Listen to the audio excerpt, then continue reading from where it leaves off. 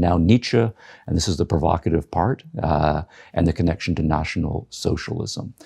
Yet Nietzsche, absolutely important, but one of the important offshoots here is that all of the theoreticians of Nazism, and these were very well-educated Germans, PhDs from German universities in the early part of the 20th century, and those were the best universities in the world. These are very well-educated men, and a few women. And then even the Nazi party activists and politicians, Goebbels had a PhD, drew explicitly, right, from Nietzsche, also from Karl Marx, interestingly. Goebbels loved Karl Marx, and he wrote paeans to Marxist economic thought as well. Hitler, in his study, at one of his places, had a bust of the works of Friedrich Nietzsche there. When Mussolini came on a state visit, gave him the collected works of Friedrich Nietzsche as a head of state to head of state gift and so forth. So the striking thing then is that, and I think there's a legitimate position here from many Nietzsche scholars and from Nietzsche himself, who would say that they would be horrified by many of the things that the National Socialists did. But at the same time, the National Socialists thought themselves as disciples of not only Nietzsche, but significantly Nietzsche, and they were drawing on a large number of things there. Now, the important thing here is that Nietzsche is deeply an irrationalist.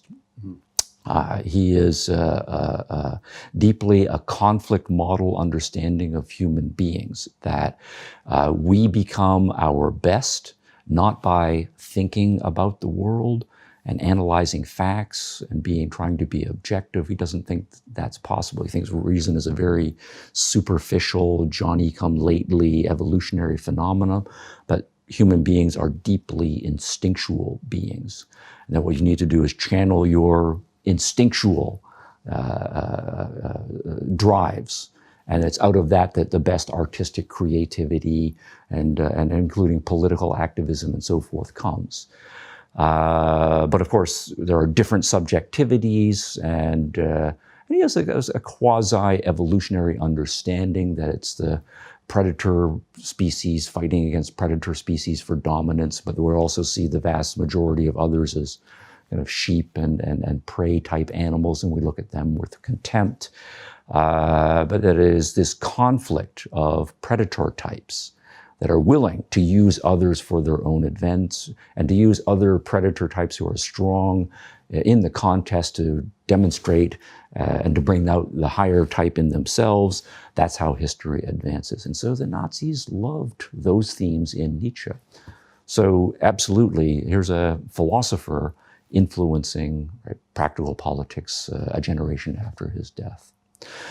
Now, what we can learn is goes back to the issue about the left and the right labeling. I would say that if we're going to move on in understanding what's going on in the 21st century, there is a resurgence of a certain kind of right that is more nationalistic, and what it is arguing that what we need to do is channel our identity with our people, with our ethnic group, that you're not primarily an individual, you are a member of this group, and that groups need to understand that they are in contestation with the other groups around the world, that we're not all going to be free traders and cosmopolitan. And so a certain segment of the right is going in that direction. And there is, of course, the left, including the postmodern left, and they are much more wrapped up in identity politics and victim politics. And they don't agree with the right, obviously, but they have the same irrationalist and contesting and conflictual understanding of the way the world works. So that kind of right and that kind of left are in collision with each other. But there is a very third distinct type, and that is the classically liberal that needs an updating, where we genuinely believe that human beings are rational and they should be decent, and that we should be peaceful, and that we should trade with each other, and that's going to require a certain amount of tolerance. So at a minimum, we have a three-way battle culturally going on. Politics is a manifestation of that, but I really think it's a cultural values battle first.